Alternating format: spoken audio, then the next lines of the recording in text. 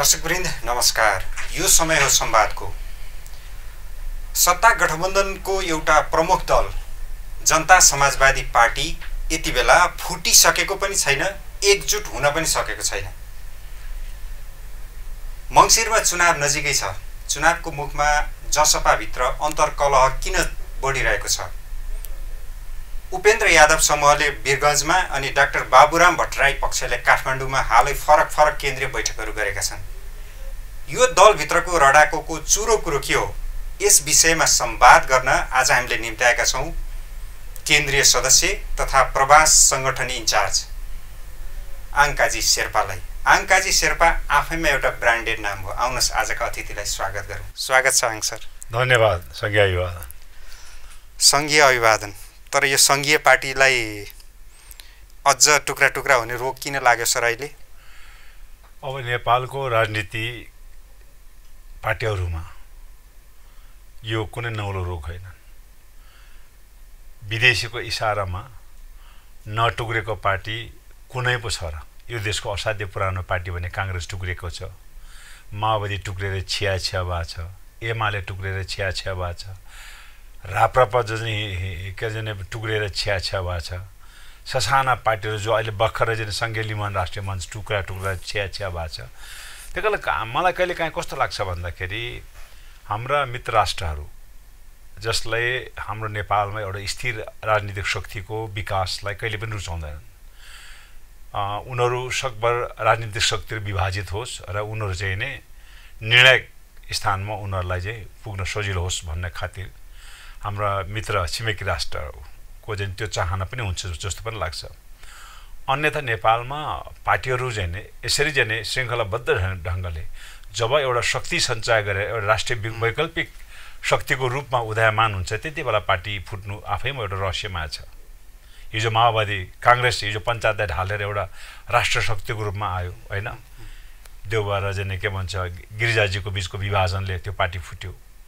त्यसपछि जनयुद्धपछि चाहिँ to third majority सहित चाहिँ नै माओवादी आयो।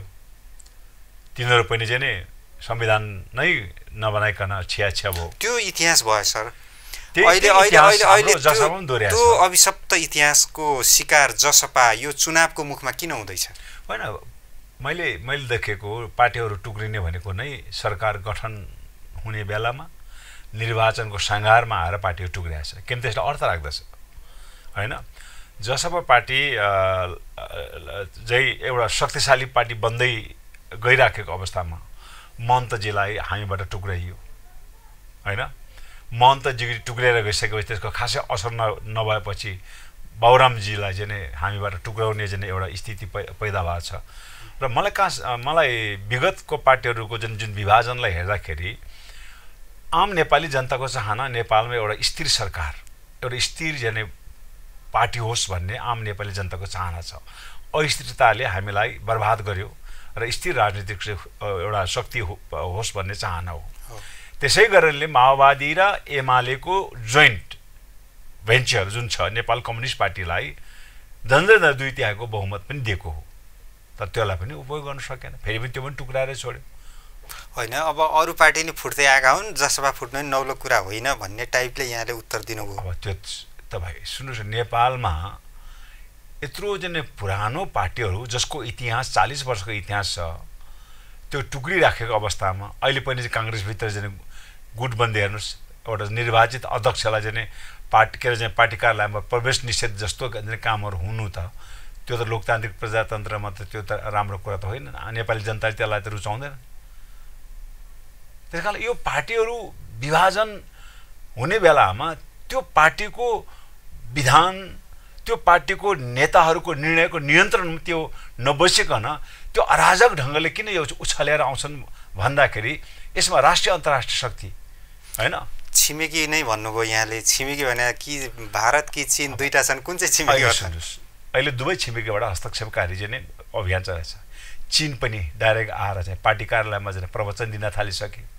भारतको त विगतदेखि प्रचलन नै थियो, परम्परा नै थियो होइन।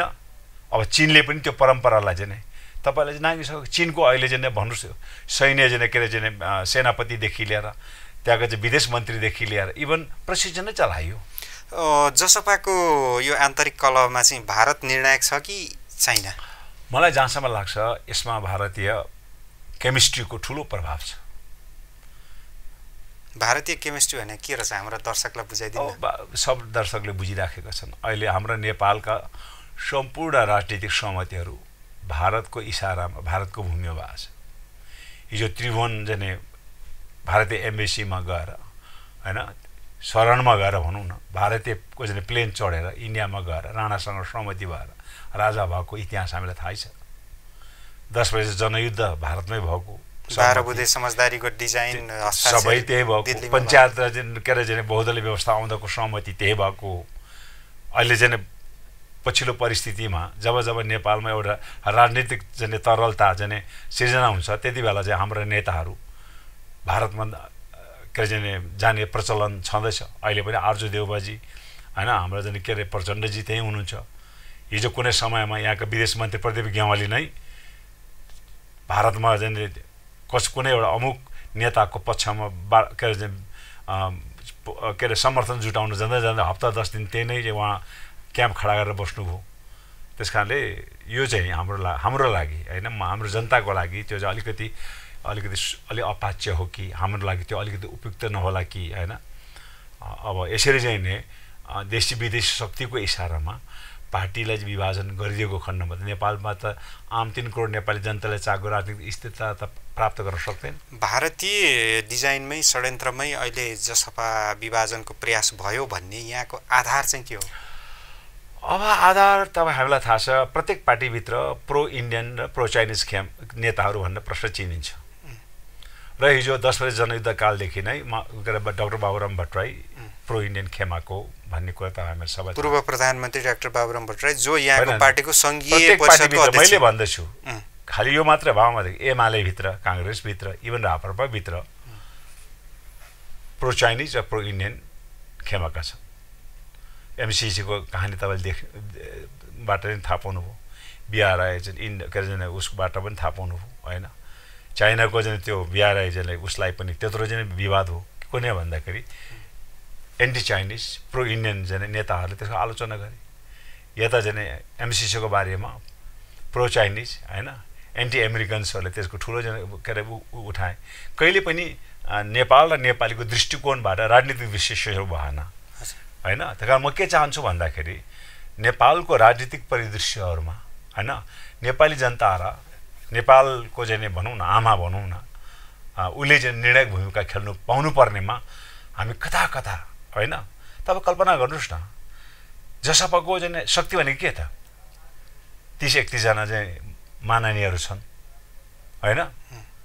संख्या प्रतिशत मत गर्ने हामी चाहिँ कुल चाहिँ मतदानको चाहिँ 5% मतदान पनि हामीले प्राप्त गरेको छैन। अनि त्यो मतभित्र बाबुरामजीले 40% पुऱ्यायो भने 2% मत उहाँले पाउने हो। यो देश चलाएको प्रधानमन्त्री सिङ्गो चाहिँ खसेको मतको 2% मतको लागि यसरी मरिहत्या किन गर्छ त भन्ने गम्भीर प्रश्न त उठ्छ नि त।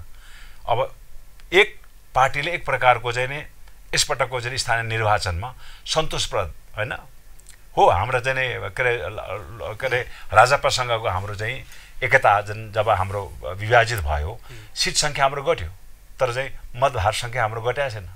जनताको समर्थन हामीले पहिलाको भन्दा पनि 3-4 लाख बढी जनसमर्थन हामीले पाइराखेका छौँ स्थानीय चुनावमा। र हिमाल पहाड तराईमा ओखलढुङ्गा जस्तो ठाउँमा हामीले मेयर जितेका छौँ। अनि हिजो चाहिँ हाम्रो शक्ति केन्द्र मधेस मात्रै भन्नेहरूको लागि आज हामीले चाहिँ हिमाल पहाडमा चाहिँ धेरै चाहिँ वडा अध्यक्षहरू, धेरै मेयरहरू, उपमेयरहरू जितेका छौँ। यस्तो अवस्थामा एउटा सिङ्गो चाहिँ पार्टी नै एउटा उत्साहित भएको अवस्थामा हैन होला पार्टीका चाहिँ अब के अरे उपेन्द्रजीको कार्यशैली यदि बाबुरामजीलाई मन परेन भने त त्यसको उठाउने चाहिँ एउटा बिन्दु त छ नि त, छैन भन्नुहोस् न। हामीसँग विभिन्न समिति छ, सङ्घीय परिषदको बैठक उहाँकै नेतृत्वमा हिजो अस्ति मात्र थापा गाउँमा बसेको। त्यति बेला नै यो प्रसङ्गहरू त्यहाँ उहाँले उप्काइदिएको भए कति राम्रो हुन्थ्यो होला हैन। केन्द्रीय समितिको बैठक आह्वान गरेको थियो, त्यति बेला उठाइदिएको कति राम्रो हुन्थ्यो। संसदीय दलको बैठकमा उठाइदिएको भए कति राम्रो हुन्थ्यो होला। त्यही कारण उहाँ जस्तो चाहिँ नेताहरूले पार्टीको विधान सम्मत प्रक्रियाहरूभित्र चाहिँ प्रवेश गरेर नै उठाउनु। मैले चाहिँ इभन के अरे वीरगन्जबाट मैले उहाँलाई राति फोन गरेँ। पहिलो दिन उद्घाटन सत्र थियो, कुनै महत्त्वपूर्ण कुरा थिएन, सबैले आफ्नो कुरा राख्दै थियो।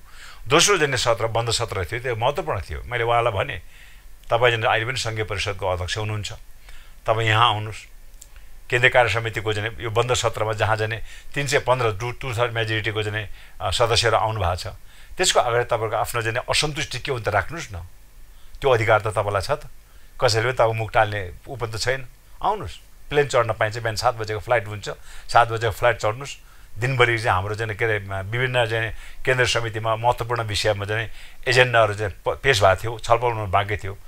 त्यो कुरामा उहाँ आउनुभएको हुन्थ्यो जस्तो मलाई लाग्यो। तर उहाँले भन्नु अब उहाँका चाहिँ यो ढिलो भइसक्यो, अब सकिहाल्यो, हामीले यहाँको टुङ्गाएका छौँ, तपाईँहरू त्यहाँको टुङ्गाउनुहोस्, त्यसपछि काठमाडौँमा बसेर कुरा गर्नुलाई भन्नुभयो उहाँले। भनेपछि अब डाक्टर बाबुराम भट्टराई जनता समाजवादी पार्टीको सङ्घीय परिषदको अध्यक्ष रहनु भएन। उहाँलाई अब अहिले 2/3 2/3 मलाई जहाँ 315देखिको हाराहारीको उपस्थिति उसले चाहिँ अहिले यो चाहिँ विवाद सिर्जना भयो। त्यस कारणले चाहिँ कमसेकम उहाँलाई चाहिँ अहिले चाहिँ सबैलाई चाहिँ 9 जना जसले चाहिँ यो विधान विपरीत जुन बैठकहरू उहाँले चाहिँ बोलाउने काम गर्यो त्यो विधान सम्मत छैनन्। सङ्घीय परिषदको के अरे अध्यक्षले केन्द्रीय समितिको विस्तारित बैठक बोलाउने विधानमा व्यवस्था छैनन्। त्यस कारण चाहिँ त्यस्तो अवस्थामा उहाँले चाहिँ त्यो पार्टीको भनौँ न विधान बर्खिलाप भएको हुनाले कमसेकम एउटा नसिहतको लागि पदबाट चाहिँ मुक्त गरौँ होइन। अब अन्य चाहिँ कारबाहीहरू त अब उहाँलाई स्पष्टीकरणको मौका त विधान त दिनुपर्छ। अशोक राईलाई पदस्थापन गरिसक्नुभयो सङ्घीय परिषदको अध्यक्षमा त यहाँले होइन गऱ्यौँ भनेको। अब भट्टराईलाई त भूमिकाविहीन बनाउनु होइन होइन, किन भूमिकाविहीन हुन्छ भन्नुहोस् न। केन्द्रीय कार्य समितिले उहाँलाई राख्यो, भोलि उहाँ जाने फेरि के अरे आफ्नो चाहिँ सबैजना कमी कमजोर आत्मालोचना गरेर उहाँ फर्कन चाहन्छ, फेरि पार्टीले त्यो व्यवस्थापन गर्न मिठो कल्पना मात्रै होला नि, के आउनु होला। मैले भने नि राजनीतिमा मैले मेरो भनाइ चाहिँ उहाँलाई के भन्दाखेरि उहाँ जस्तो प्रधानमन्त्री भएको मान्छेले अहिले हामी राष्ट्रिय राजनीतिमा हामी पहिलो काङ्ग्रेस, सेकेन्ड एमाले, तेस्रो माओवादी, नेकपा एस, त्यसपछिको हामी अहिले पनि 5औं स्थानमा छौँ। हामी यो देशको शक्तिशाली पार्टी बनाउँछु भन्ने एउटा चाहिँ विशाल लक्ष्य लिएर अगाडि बढिराखेका छौँ। सगरमाथाको शिखर चाहिँ चुम्छु, राजनीतिक शिखर चुम्न जान्छु भन्ने मान्छे अनि आधा शिविरमै झगडा गरेर बसेपछि त्यसले के सन्देश दिन्छ कार्यकर्ताको बिचमा? यसमा डाक्टर बाबुराम भट्टराई कति प्रतिशत दोषी, उपेन्द्र यादव पार्टी अध्यक्षका रूपमा कति दोषी? होइन, बाबुरामजीले उठाएका विषयवस्तुहरू युक्तसङ्गत होला, तर्कसङ्गत होला होइन, तर त्यो विषयवस्तु उठाउने स्थान त कहाँ हो भन्दाखेरि त हामीसँग विभिन्न समिति, कार्यकारिणी समितिको उहाँ चाहिँ सदस्य हुनुहुन्छ, सङ्घीय परिषदको उहाँ आफै अध्यक्ष हुनुहुन्छ, संसदीय दलभित्र उहाँले कुरा उठाउन सक्नुहुन्छ, केन्द्रीय कार्य समितिको बैठकमा कुरा उठाउन सक्नुहुन्छ, र हाम्रो एउटा चाहिँ हेडक्वार्टर बनेको छ होइन, मुख्यालय, जहाँ 3टा चाहिँ शीर्ष नेताहरू हुन्छ, 3जना नेताको बिचमा कुरा उठाउन सक्नुहुन्छ नि त। पार्टी विधानले व्यवस्था गरेका ती सम्पूर्ण प्लेटफर्महरूलाई बाइपास गरेर होइन अनि एउटा चाहिँ पब्लिक फोरममा यसरी बोलेर हिँड्नु त्यो पार्टीको हित छैन। त दिल्लीकै इसारामा उहाँले गर्नुभएको यसो यो गर्नुभएको हो भने पनि यो अहिले किन गर्नुभयो होला त? यो त्यही त होइन, अब आउँदैछ संसदीय निर्वाचन, सायद जसपा हामीले के कल्पना गरेका थियौँ भन्दाखेरि स्थानीय निर्वाचनमा प्राप्त मतको आधारमा यसपटकको प्रादेशिक र सङ्घीय निर्वाचनमा हामी यस्तो जनसमर्थन जुटाउँछौँ कि हाम्रो सहभागिता बिना सङ्घीय सरकार गठन गर्न असम्भव होस्। हामी निर्णायक शक्ति हुने पक्षमा हाम्रो लक्ष्य थियो। अब यस्तो खैला बैलाले त त्यो लक्ष्यलाई त प्रभावित पार्छ होइन। अहिले हामी चाहिँ कम्ती पनि 60-65 सिट चाहिँ जित्न सक्ने अवस्था आएको भने त यो देशको निर्णायक राजनीतिक शक्ति त हामी हुन्थ्यौँ नि। त्यस्तो अवस्थामा हामीले कल्पना गरेका चाहिँ संविधान सम्बन्धको विषयवस्तुहरूलाई प्रवेश गराउन सकिन्थ्यो होइन। हिजो राप्रपा चाहिँ 20-25वटा चाहिँ माननीय हुने निर्णय शक्ति थियो, उसले चाहिँ के कुरा प्रवेश गराएन, सनातन धर्मदेखि लिएर सारा संसार उसले प्रवेश गराउन सक्यो नि त। त्यही कारण त्यो शक्ति सञ्चय गर्नका लागि हामी एकदम दृढ विश्वासका साथ हामी अगाडि बढाएका थियौँ र त्यो अभियानमा चाहिँ उहाँले एक प्रकारको चाहिँ खलल चाहिँ पुर्याएको छ। अब डाक्टर बाबुराम भट्टराईको राजनीतिक भविष्य जसपाबाट सम्भव भएन, उहाँले नयाँ दल खोल्नु होला, त्यो यहाँहरूकै विरुद्ध जाने होला? मैले बाबुरामजीलाई एउटा अन्तर्वार्ता मैले भनेको छु, उहाँले सार्वजनिक ठाउँमा बोल्नुहुन्छ 400 वर्ष 38वटा प्रधानमन्त्री फेर्दाखेरि एउटै भाषा धर्म संस्कृति मान्ने मात्र यो देशको प्रधानमन्त्री किन हुन्छ? राज्य सत्ताको उत्पीडन परेका आदिवासी मधेसी महिला दलित मुस्लिम यो देशको प्रधानमन्त्री हुन किन सक्दैन? कि उनीहरूले जिन्दगीमा कल्पना गर्न सक्छ कुनै पनि पार्टीमा भएको जनजाति नेताले अहिलेसम्म उसको विचारमा हदै गए मन्त्री, राष्ट्रपति, उपराष्ट्रपति, उप प्रधानमन्त्री पर्दै होइन भने उसले कल्पना गरेको छैनन् कि उसले अब देशको गगन थापाले यो देशको प्रधानमन्त्री हुने सपना देखिसक्यो, योगेश भट्टराईले देखिसक्यो। विडम्बना काङ्ग्रेसको जने प्रकाशमानले देख्न सक्दैन, रामबहादुर थापा देख्न सक्दैन, सुभाष नेमाङ एमालेमा देख्न सक्दैन। त्यो उद्देश्यलाई सघाउनको लागि म आएको हुँ भन्नु हो। यो त महान विचार हो हैन? यो महान विचार हो। मैले उहाँलाई भने तर यदि हाम्रो समर्थन बटुलेर फेरि अन्ततगतवा कुनै न कुनै जने उसबाट फेरि देशको प्रधानमन्त्री हुन हाम्रो समर्थन जुटाउने हो भने त्यो उहाँको लागि राजनीतिक रूपले आत्मघाती हुन्छ। त्यो अभियानमा उहाँ साँच्चै जुटेको भन्ने राजनीतिक रूपले नै प्रमाणित भयो भने उहाँ घरको न गाँठको सायद उहाँको राजनीतिक जने इतिहासमा पूर्ण विराम लाग्न सक्छ। जसपालाई अब यदि भारतले फुटाएको मान्ने हो भने उपेन्द्र यादवलाई चिनिया प्रो चाइनिज दल नेता भन्न मिल्यो, त्यही अर्थ निस्क्यो नि होइन? अब उहाँलाई प्रो चाइनिज भन्ने पक्षमा त म अहिले छुइनँ। यद्यपि उहाँ चाहिँ हिजो चाहिँ कम्युनिस्ट ब्याकग्राउन्डबाट आएको नेता त हो, हिजो माओवादी ब्याकग्राउन्डबाट हुँदै मधेस जनाधिकार फोरमबाट आउनु त भएको हो होइन? त्यस कारणले चाहिँ उहाँको चाहिँ एउटा कम्युनिजम प्रतिको एउटा समर्थन त उहाँको यथावत छ। यद्यपि हाम्रा चाहिँ मित्र राष्ट्र भारतको चाहिँ एउटा ठुलो समस्या के भन्दाखेरि नेपालमा एउटा शक्तिशाली राजनीतिक पार्टी भएको खण्डमा त्यसले भारतलाई नै चुनौती दिन सक्छ। त्यसमा पनि कम्युनिस्ट पृष्ठभूमिको चाहिँ र मधेस भूगोलको, त्यसमा पनि माओवादी जस्तो मानिसहरूको सहभागितामा सरकार गठन नहोस्। ओली र प्रचण्डजीको एकीकरण पनि त त्यही कारणले टुटेको त हो। हिजो सामन्त गोयलको भ्रमणपछि नेकपाको सरकार टुट्यो। हिजो चाहिँ तपाईँको चाहिँ गच्छेदारलाई एक प्रकारको हिरो बनाएको थियो, गच्छेदारलाई जिरो बनाउने पनि भारतले हो। अख्तियारले हो नि त। अख्तियारको छोडिदिनुहोस् न, अख्तियारको मुद्दा कुन चाहिँ नेतालाई लागेको छैन भन्नुहोस्? एमालेका 36वटा नेतालाई अख्तियारको मुद्दा फाइल अहिले पनि जीवित छ। हिजो चाहिँ त्यो के अरे राजाका चाहिँ के अरे मुख्य सचिव के अरे उसले चाहिँ लगाएको मुद्दा अहिले पनि जीवित छ नि त होइन? अब अहिले हाम्रो चाहिँ के अरे यो नेपाली नेताहरूलाई आफू नाच्न नजान्ने अनि आँगन टेढो देख्ने, आफ्नो पार्टी बलियो बनाउन नसक्ने अनि भारतलाई वा चीनलाई अमुक रूपमा गाली गरिदिने रोगको लाग्यो हो कि होइन? तपाईँले देखिसक्नु भएको चीनका प्रधानमन्त्री आउने, चीनका चाहिँ के अरे एउटा राजनेता नेपालमा आउने बित्तिकै भारतले तत्काल प्रचण्डलाई चाहिँ त्यहाँ बोलाउनु पर्ने कारण के? त्यो त राजनीतिक संयोग होला नि सर। सुन्नुहोस्, संयोग तपाईँ आफै भन्दै हुनुहुन्छ। नेपालका सम्पूर्ण राणाकालीन राजनीतिक सहमतिदेखि लिएर 10 बजे जनयुद्धको सहमति चाहिँ दिल्लीको चाहिँ दरबारमा हुन्छ भनेपछि नेपालको राजनीतिक परिदृश्यमा होइन भारतको नाङ्गो हस्तक्षेप कतिसम्म हुन सक्छ भनेपछि चिनिया कम्युनिस्ट पार्टीका विदेश विभाग प्रमुखसँगको भेटघाटपछि दिल्लीमा प्रचण्ड जानु भनेको चीनको रिपोर्टिङ गर्न दिल्ली गए। ज्ञानेन्द्रको सत्ता चाहिँ किन गयो? निरङ्कुश ज्ञानेन्द्रको चाहिँ सत्ता किन गयो? ऊ त जाने त थियो नै, तर केही दिन टिक्न सक्थ्यो नि त। तर ज्ञानेन्द्रले के गर्यो भन्दाखेरि इन्डियाले उसलाई बोलाएन,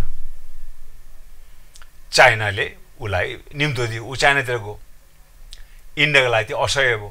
सार्कमा चीनलाई पनि समावेश गरौँ भनेर प्रस्ताव गरे अनि सिद्धियो। त्यस कारणले भनेपछि नेपालमा राष्ट्र संस्था विस्थापित गर्न भारतको निर्णायक भूमिका रहेछ होइन सर? किन छैन? बिपी काङ्ग्रेसलाई यत्रो चाहिँ के अरे चाहिँ राजतन्त्रको चाहिँ उसमा बर्खिलाप लडाएको हो होइन?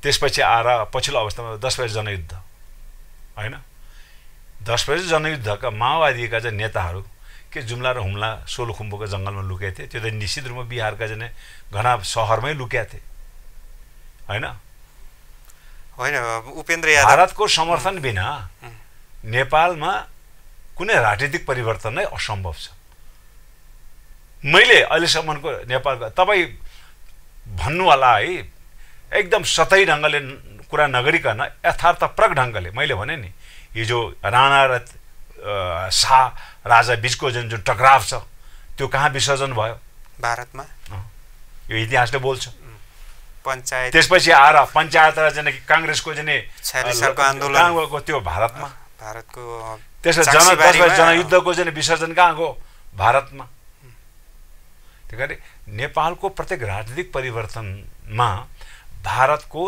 आजै भोलि कुनै बेलामा भारतको चाहिँ राजदूत मार्फत पठाएका सन्देशहरू यहाँका नेताहरूले सही ढङ्गले ग्रहण गरेन भने दिल्लीबाट नि स्पेसल दूत आउँछन् अनि हाम्रो नेपालका ज्वाइँ के अरे एउटा छ नि एउटा विदेशका चाहिँ एउटा उ छन् अनि अर्को एउटा चाहिँ सेनापति छन् जो नेपाली भाषा पनि फरर बोल्छन् उनीहरूले यहाँ पठाउँछन् सबै नेताहरूलाई घर घरमा भेटाउँछन् तपाईँलाई थाहा छ द्वारीको होटलमा भारतको चाहिँ एउटा चाहिँ राजनीतिक प्रतिनिधि पूर्व राजदूत आउँदाखेरि कतिजना यो देशका चाहिँ पार्टीका अध्यक्षहरू प्रधानमन्त्रीको चाहिँ उम्मेदवारी दर्ज गर्नका लागि बाहिर चाहिँ द्वारेको होटलको बाहिर कुरेको थियो त कार्टुन नै निक्लेको थियो नि त त्यही कारणले भारतको आशीर्वाद बिना नेपालमा राजनीतिक परिवर्तन भएको छैन र भारतको चाहना भनेको नेपालमा एउटा स्थिर शक्तिशाली पार्टीको जन्म नहोस् भन्ने नै हो उपेन्द्र यादवले केही साल अगाडि उपप्रधानमन्त्री पदमा हुँदैखेरि दिल्ली नेपाली राजनीतिको मक्का मदिना हो भन्नुभएको थियो अहिले त्यही पुष्टि भयो जसपामा उसो भए यो मक्का मदिनामा तपाईहरु चाहिँ पहिलो श्रेष्ठ किन हुन्न सक्या त अब त्यो जसले हामीलाई चाहिँ हुन श्रेष्ठता हुन दिएन उहाँलाई नै सोध्नुपर्ने कुरा हो हामी हुँदाखेरि उहाँलाई चाहिँ के नोक्सान हुन्थ्यो भन्ने कुरा चाहिँ उहाँलाई जसले चाहिँ यो खेल खेलिरहेछ उहाँलाई सोध्नु पर्यो अब जसपा चुनावको मुखमा छ पार्टी विभाजित लगभग भइसक्यो मनोवैज्ञानिक रूपमा टुटिसक्यो एउटा प्रक्रियागत रूपमा एकै ठाउँ रहेको छुट्टिन बाँकी रहेको अवस्था रह्यो आगामी चुनाव त भलोमती देखिएन नि हैन अब यस्तो छ के अरे अहिले नै तपाईँ टुट्यो पनि नभन्नुहोस् किन भन्दाखेरि कारबाही गरिसक्नुभयो उहाँले यस्तो भन्नुहोस् तपाईँले कारबाही खारेज गरिसक्नुभयो बाबुराम समूहले माओवादी 10 वर्ष जनयुद्ध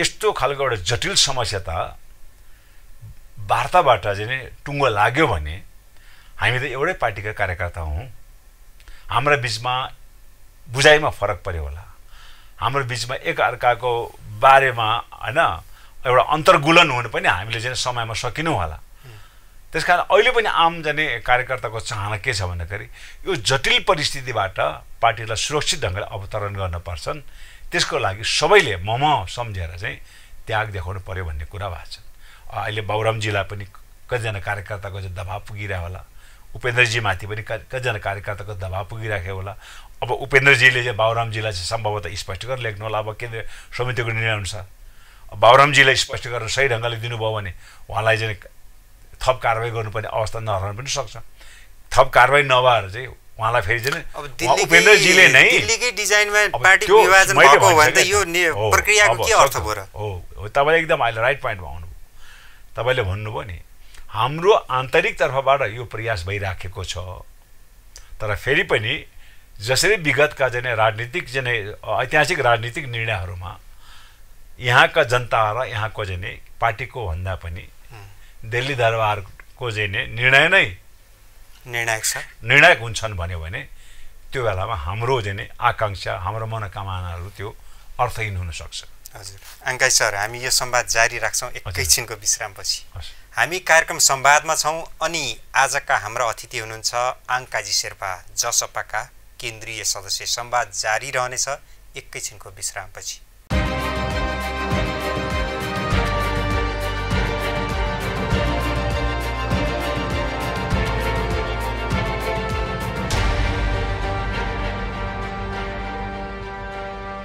विश्रामपछि पुनः स्वागत छ सर धन्यवाद आङ्काजी शेर्पालाई यो लाग्दैन जुन पार्टीमा गयो अलि ठुलो बनाउन खोज्यो त्यही फुट्छ त्यही बिग्रिन्छ अब यो राजनीति काम रहन्छ पार्टीमा नलागौँ भन्ने लाग्दैन यहाँ त अभियन्ता हुँदै आफैमा एउटा ब्रान्डेड पात्र हो आङ्काजी शेर्पा भनेपछि एउटा आफ्नो छुट्टै छवि छ अब यो पार्टीमा म किन लागेँ भन्दाखेरि म यो पार्टीको नेताहरू देखेर म यो पार्टीमा लागेको होइन नितान्त यो पार्टीको घोषणापत्रमा लेखिएका अति महत्त्वपूर्ण कुराहरू नेपालमा 4 प्रकारका विभेद छन् त्यो विभेद अन्तको लागि हामीले एउटा राजनीतिक दर्शन प्रतिपादन गरेका छौँ जातीय विभेदको लागि संहिता वर्गीय विभेदका लागि नेपालको विशेष विशिष्टतामा आधारित समाजवादका हामीले कल्पना गर्यौँ र त्यो भित्र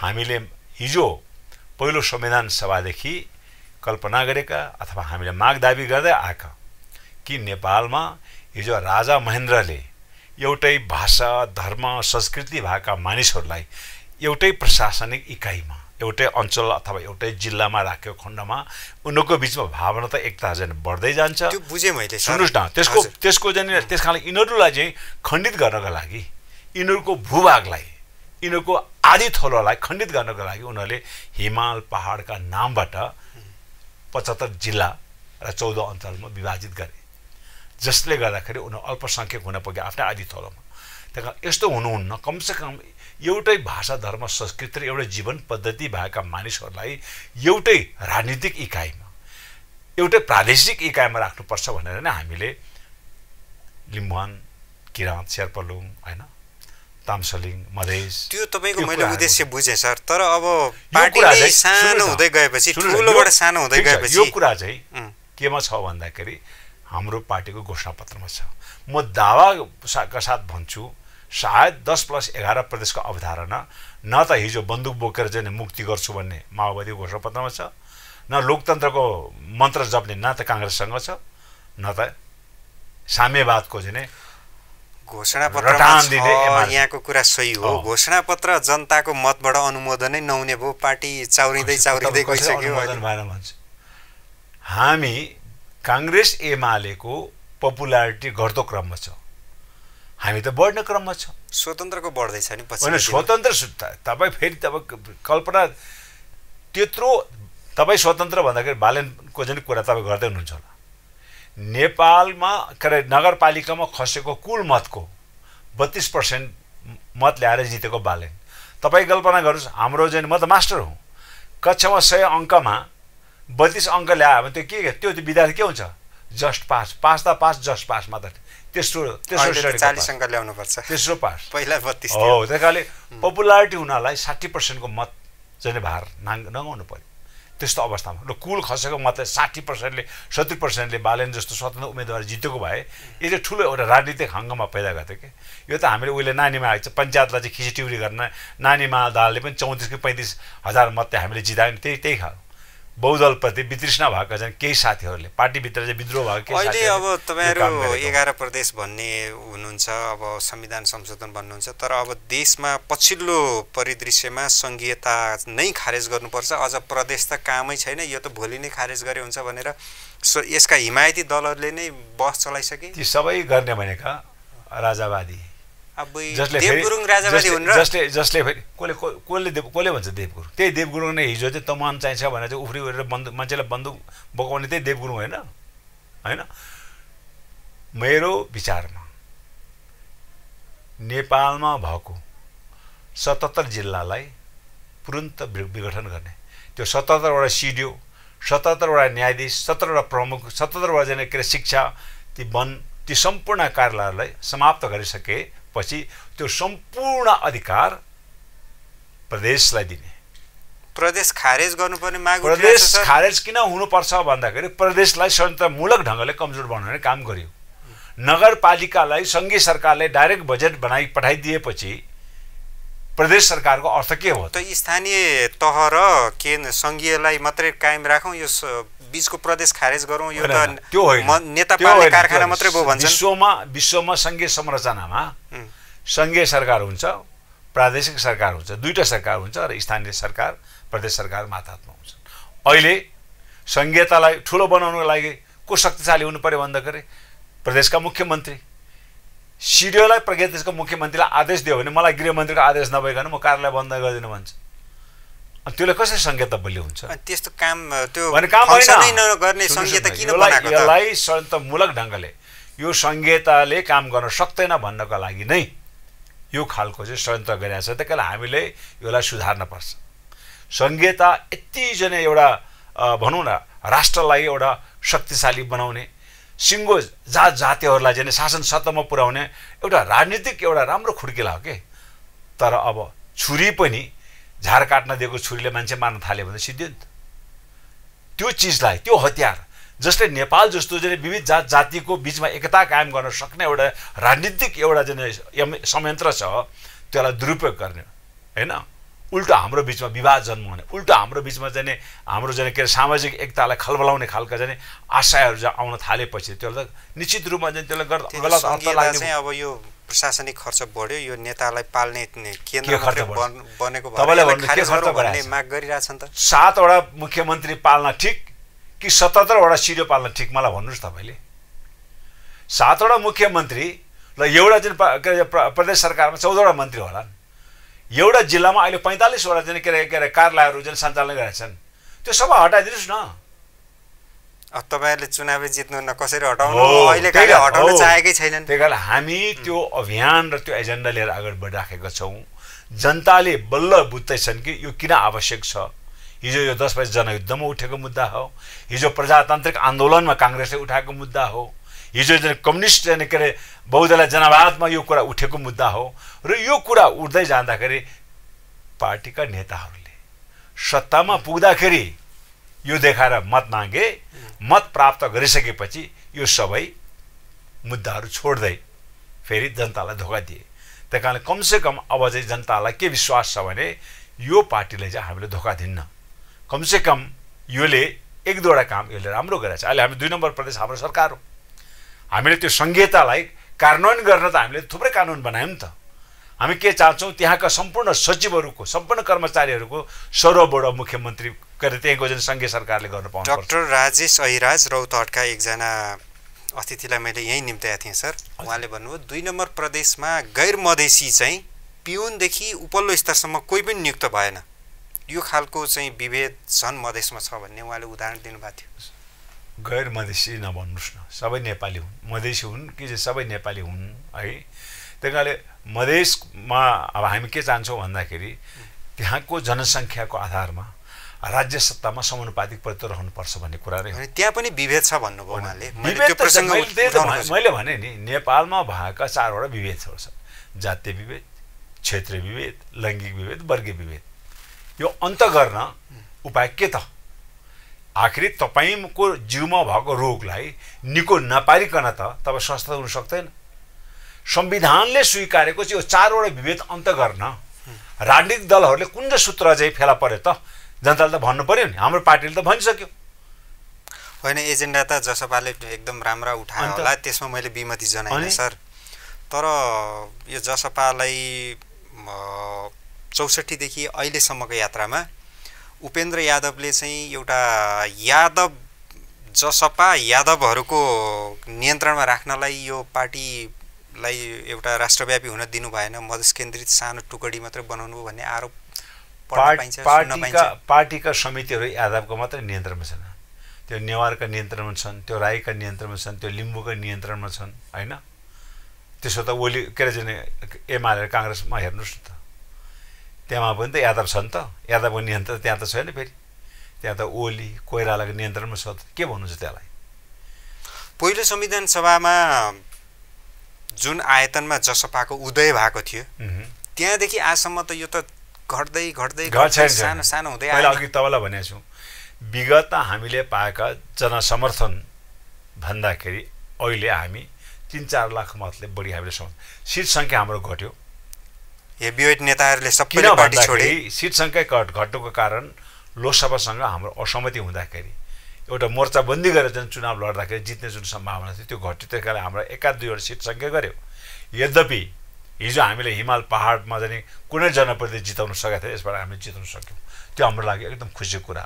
मैले भने नि ओखलढुङ्गा जस्तो ठाउँमा मेयर जिताउनु भनेको कम चान्स 753 मध्ये अब एउटा ओखलढुङ्गाले के माने राखेर छ छोड्नुस् न त्यो भनेको कांग्रेस चाहिँ एमालेको गढ हो के जनताले त्यसै नबुझी गर्दा जित्दैन नि पहाडमा एउटा वडा अध्यक्ष जिताउनु कति जटिल छ हैन हाम्रो लागि तराईमा जित्नु हामी त्यति साह्रो अनौठो ठान्दिने किनभने त्यो हाम्रो शक्तिको आधार नै तराई हो तर जहाँ हामी शक्तिहीन अवस्थामा थियौं त्यहाँ त हामी त बामे साथै छौं हैन डाक्टर बाबुराम भट्टराईले एकदम जोड तोडका साथ भन्नुभएको छ उपेन्द्रजीलाई मैले राष्ट्रको नेता बनाउन खोजेँ उहाँ मधेसको मात्रै नेतामा सीमित हुन मन्जुर गर्नुभयो भन्नुहुन्छ अब उहाँ उपेन्द्रजी पनि भनाइ त्यही छ उहाँलाई 5% को मत प्राप्त भएको पार्टीको होइन कि उहाँलाई सिङ्गो बहुमत प्राप्त 3 करोड नेपाली जनताको समर्थन भएको पार्टीको चाहिँ नेता बनाउन म चाहन्थे उहाँ अहिले नै 5% मत मध्येमा 2% मतको चाहिँ नेता हुन उहाँ चाहनुहुन्छ कसको कुरा ठिक भन्ने उपेन्द्रजीको कुरा ठिक भनेको बाबुरामजीको त म त के भन्छु भने दुवै जाने यो कुरामा उहाँ दुवैले ममा गर्नुपर्छ अब दुईटै नेतालाई सल्लाहकार बनाएर यहाँहरूले नयाँ युवा पुस्तालाई नेतृत्वमा ल्याए हुँदैन क्रान्ति गरेर देखाइदिनुस् न युवाको जताततै माग छ अब हामी विधान अधिवेशन गर्छौं विधान अधिवेशन गरेर लगेर हामी अधिवेशनमा जान्छौं अधिवेशनले चाहिँ भोलि जनताको म्यान्डेट हो अधिवेशनले चाहिँ अब यङ नेताको चाहिँ चाहना राख्छ यङ नेता जिताउँछन् भने त्यसलाई उपेन्द्रले पनि स्वीकार्नुपर्छ बाबुरामजीले पनि स्वीकार्नुपर्छ अशोकजीले पनि स्वीकार्नुपर्छ अब त्यतिखेरसम्म चुनाव भइसक्ला चुनावमा फेरि पार्टीको हामीले हैन हामीले के भन्यौ भन्दाखेरि यो चुनाव नहुन्जेलसम्म विधान अधिवेशन नगरौँ किनभने अधिवेशन गर्नुभन्दा अगाडि विधान अधिवेशन अपरिहार्य छ त्यसैले कमसे कम अहिले चुनावसम्म चाहिँ हामी एक डिक्क भएर जसरी हिजो हामीले चाहिँ गठबन्धनको चाहिँ के रे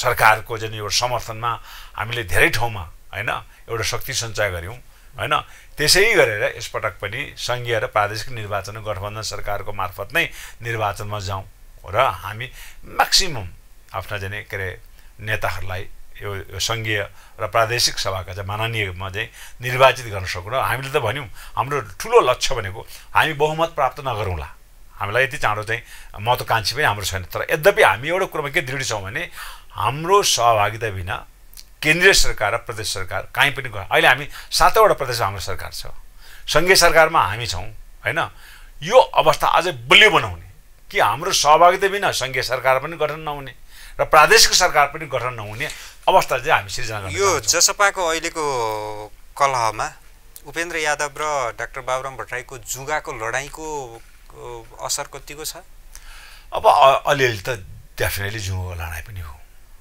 अथवा मैले भने अब यो जुगाको लडाईँको पछाडि रिमोटको चाहिँ फेरि प्रभाव छ भने त त्यो देखवाटी मात्र हुनेछन् तर अलिअलि जुगाको लडाईँ पनि हो अलिकति इगोको पनि कुरा होला तर मैले के भन्छु भन्दाखेरि दुवै नेता पर्सनालिटी क्ल्यास इगोको कुराहरू रहला हैन अब डाक्टर बाबुरामजीलाई त हामीले त यो पार्टीको त पहिलो नम्बर 1 पोर्टफोलियोमा त उहाँ त नम्बर 1 हो नि त संघीय परिषद भनेको नीतिगत रूपमा चाहिँ नीति बनाउने हैन हाम्रो पार्लिमेन्ट जस्तै हो नीति पारित गर्ने चिज ठाउँ हो त्यसको चाहिँ उहाँ प्रमुख हुनुहुन्छ डाक्टर राजेश अहिराजले डाक्टर बाबुराम भट्टराई जहाँ जानुहुन्छ त्यहाँ द्वन्द्व सिर्जना हुन्छ त्यसकारण उहाँ द्वन्द्व शिरोमणि हो भन्नुभयो यहाँ पनि त्यस्तै घटना पुष्टि भयो अब उहाँको विगतको चाहिँ माओवादी के रे भित्रमा पनि उहाँ एक प्रकारको विवादित अवस्थामा हुनुहुन्थ्यो हैन विवाद नभएको होइन त्यसपछि उहाँ नयाँ शक्ति चाहिँ गठन गर्नुभयो नयाँ शक्तिलाई पनि सही दिशा दिन सकेन त्यहाँ पनि विवादै भयो हैन त्यसपछि अहिले चाहिँ उहाँ फेरि हाम्रो पार्टीमा आउनुभयो हैन र उहाँ जस्तो एउटा सिङ्गो राष्ट्रले रुचाएको एउटा बौद्धिक व्यक्तित्व उहाँको छुट्टै छवि छ के नेपालमा सायद अहिलेसम्म प्रधानमन्त्री भएको मध्येमा यत्रो बौद्धिक व्यक्तित्व सारा संसारले रुचाउने व्यक्तित्व बाबुराम भन्दा अर्को फरक व्यक्ति छ जस्तो लाग्दैन तर समस्या के भन्दाखेरि उहाँले आफ्नो व्यक्तित्व र छविलाई कसरी चाहिँ प्रयोग गर्ने त राजनीतिक संगठन निर्माणको सन्दर्भमा हिजो हामी के रे अशोक र उपेन्द्र यादव मात्र हुँदा हामी जनजाति र मधेसी पार्टी भन्थ्यौं बाबुरामजी आएर हामीलाई कमसे कम खस आर्यले पनि हैन रहेछ यो त एउटा राष्ट्रिय पार्टी रहेछ सबै जाति समावेश हुने एउटा जातिको चाहिँ समावेशी पार्टी रहेछ भन्ने एउटा ठुलो चाहिँ त्यो माइलेज हामीले प्राप्त गरेका थियौँ कि त्यो माइलेज प्राप्त गर्नमा उहाँले थप चाहिँ भूमिका निर्वाह गरेको भए उहाँ चाहिँ एउटा सर्वमान्य चाहिँ नेता हुन्थ्यो हैन भोलि यस्तो अवस्था आउँथ्यो ल उहाँलाई हामीलाई चाहिँ आवश्यक पर्छ भने कार्यकर्ताले माग्नुपर्ने अवस्था आउँथ्यो उपेन्द्र यादव सरजी के त्यस्तो जादु रहेछ आङ्काजी शेर्पालाई पनि आफैसँग राख्न सक्नुभयो उपेन्द्र यादवको पनि केही कमी कमजोरी होला म उपेन्द्र यादवलाई देवत्वकरण गर्ने पक्षमा म छुइनँ र बाबुरामलाई पनि म त्यो ढङ्गको चाहिँ आलोचना गरेर चाहिँ उहाँको खेदो खन्ने पक्षमा पनि छुइनँ तर यथार्थ कुरा चाहिँ के हो भन्दाखेरि पार्टी विधानसम्मत ढङ्गले चल्नुपर्छ एउटै परिवारमा त दाजुभाइको बिचमा मतमतान्तर हुन्छन् छलफल गर्न त चाहिँ चोकमा त होइन होला नि त छलफल त पारिवारिक चाहिँ जमघटमै होला नि त टुङ्गो लाउनु त होइन त्यही भएर पार्टीका विवादहरू ट्विटर मार्फत फेसबुक मार्फत छत्ताछुल्ला बनाएर चाहिँ पार्टीले हास्यको चाहिँ पात्र बनाउनुको सट्टा त्यो सही समितिभित्र सही चाहिँ प्रक्रियाबाट छलफल भयो त निकास त आउँथ्यो होला नि त त्यही कारण म अहिले पनि डाक्टर साहबलाई भन्छु उहाँ अहिले पनि केन्द्रीय सदस्य हुनुहुन्छ पार्टीका चाहिँ बैठकहरूमा संसदका चाहिँ उहाँ सदस्य हुनुहुन्छ अब त्यो पार्ट त लगभग च्याप्टर क्लोजै भयो नि होइन सर अब गठबन्धन नहोस् भन्न हामी चाहन्छौँ जाँदै यो गठबन्धन कायम रहेरै जसपा आगामी सङ्घीय चुनावमा सहभागी हुन्छ होइन अहिलेसम्म अघि मैले भने निर्णायक शक्ति त हामी त हुन्नौँ अब अहिले प्रचण्डजी तलतिर जानुभएको छ दिल्लीतिर के सन्देश ल्याएर आउनु छ हामी जान्दैनौँ तर दिल्लीको निर्णय नआउन्जेलसम्मलाई यहाँका पार्टीहरू गठबन्धन सरकारको सैद्धान्तिक रूपमा के सहमत छ भने हामीले प्रादेशिक र सङ्घीय सरकारको निर्वाचनमा यदि हामी एकबद्ध ढङ्गले अगाडि बढेन भने फेरि प्रतिगमनको पुनरावृत्ति हुने सम्भावना छ र प्रतिगमनलाई परास्त गर्नका लागि नीति निर्माण गर्ने तहमा पुर्याउने भनेको यो हो र प्रतिगमन कार्य शक्तिहरू यो नीति निर्माण गर्ने तहमा आयो भने हिजो जनयुद्ध आन्दोलनले चाहिँ प्राप्त गरेर परिवर्तनहरूलाई फेरि पनि चाहिँ उल्टाउन सक्छ त्यही कारणले चाहिँ कमसेकम सङ्घीयता गणतन्त्र धर्मनिरपेक्षलाई चाहिँ धाराशाही प्रतिगमनकारी शक्तिबाट धाराशाही नहुने हो भने हामी एक डिक्क भएर प्रदेश चुनाव त लगभग पक्का छ आङ्काजी एकदम सोरा आङ्काजी शेर्पा चुनाव लड्ने कि नलड्ने म अहिले चुनाव मैले एकपटक लडिसकेँ नेपालको चुनाव असाध्यै खर्चिलो छ निर्वाचन आयोगले जे जतिको मापदण्ड तोके तापनि मैले देखेको छु एउटा चुनाव जित्ने पैसा छैन र आङ्काजी सरसँग कहाँबाट हुन्छ भन्नुहोस् म जस्तो एउटा सामान्य विदेशमा एउटा शिक्षक पेसा गरेर आय आर्जन गरेका मान्छेले न म कुनै राजनीतिक शक्तिमा पनि पुगेको मान्छे पनि होइन पैतृक म अब जुन खर्चको जुन कारणले गर्दा म चुनाव लड्न सक्ने अवस्था चुनाव नलडिकन चुनाव लड्नलाई काठमाडौँ उपत्यकामा रामेश्वर फुयाल जो मसँग चुनाव लडेका थिए उहाँले कति करोड खर्च गरेर उहाँले भन्नु त भन्नुहुन्न तर मेरो अनुमान केही नभए 2-2.5 करोड पैसा खर्च नगरिकन काठमाडौँमा कुनै माइकल लालले 2-2.5 करोड नभएको आङ्काजी शेर्पा त्यति गरिब अब हुनु पर्यो नि स्रोत अब जसपाले चाहिँ कति सिट ल्याउला त अब जसपाले मैले चाहिँ साँच्चै अब यो सबै के अरे बखेडाहरू यो सबै विवादहरू लोकसभाको बिचको विभाजन त्यसपछि आएर फेरि बाबुरामजीसँगको विभाजन यदि नभइदिएर हामी सबै एक ढिक्क भइदिएको भए मैले अनुमान गरेको 60 देखि 65 सिट चाहिँ अब हामी जित्न सक्थ्यौँ तर अब त्यो सायद त्यति आँकडा अलिक घट्न सक्छ यद्यपि हामी 40-45 सिटको चाहिँ हाम्रो टार्गेट छ किनभने 51% को चाहिँ के अरे मतदाता सङ्ख्या भएको तराई हो र तराईमा हामीलाई यो विभाजनले त्यस्तो ठुलो असर पारेको छैन लोकसभाको उसले पनि असर पारेन भन्ने कुरो स्थानीयमा देखिहाल्यो र नयाँ शक्तिको अहिले जुन हाम्रो बाबुरामजीको चाहिँ जुन यदि भोलि फुटि नै हाल्यो भने पनि त्यसले त्यति ठुलो असर पार्दैन त्यही कारण तराईमा त्यत्रो मतदाता सङ्ख्या र निर्वाचन क्षेत्र भएपछि सायद हामी 40-45 भन्दा बढी चाहिँ सिट सङ्ख्या जित्न हामी सफल हुनेछौँ आङ्काजी सर यहाँको सदिक्षा पुरा होस् यहाँको सपना पुरा होस् यहाँको पार्टीले एकदम शानदार विजय प्राप्त गरोस् यहाँलाई पनि चुनाव लड्ने ऊर्जा प्राप्त होस् समय र संवादका लागि हामी आभारी छौँ एकदम सान्दर्भिक विषयवस्तुमा स्टुडियोमा आएर जुन मैले थोरै विश्लेषण गर्ने जुन मौका दिनुभयो त्यसको लागि तपाईँ अनि तपाईँको सञ्चार माध्यम जुन यो असाध्यै लोकप्रिय जने टेलिभिजन छ अनि त्यसपछि प्राविधिक मित्र र यो अन्तर्वार्ता हेर्न राख्ने सम्पूर्ण दर्शकहरूलाई फेरि पनि म हाम्रो जनता समाजवादी पार्टीको तर्फबाट संघीय अभिवादन जय मातृभूमि टाँसिँदैले भन्न चाहन्छु। दर्शकवृन्द, उहाँ हुनुहुन्थ्यो आङ्काजी शेर्पा। जसपा चुनावको मुखमा किन विभाजित हुँदैछ भन्ने सन्दर्भमा केन्द्रित रहेर गरिएको आजको संवाद यति नै। राष्ट्रियताको पहरेदारी, जनाधिकारको पक्षमा खबरदारी हेर्दै रहनुहोला न्युज नेपाल टेलिभिजन। नमस्कार।